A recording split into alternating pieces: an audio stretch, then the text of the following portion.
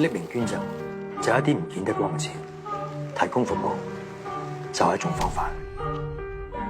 整個過程要洗黑錢。我哋真係冇做過啊嘛！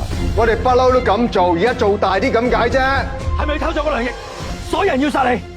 楊濤喺1年前知道自己得到呢個病，佢諗住趁自己仲有能力嗰陣就偷走祭品同埋錢。佢會唔會唔係為咗自己？點解冇2億㗎？而家咁嘅情況根本冇可能成功，但係你咁做好危險。有你幫我，我一定會成功。總之唔好再鬥呢單嘢，我唔想你好似佢咁見報。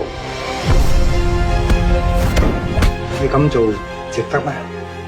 我可以接受失敗，但係唔可以接受放棄。我連失敗都唔想接受。咁咪俾警察去查咪得咯？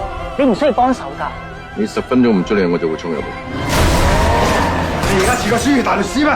我似個人，叫你做就做啦！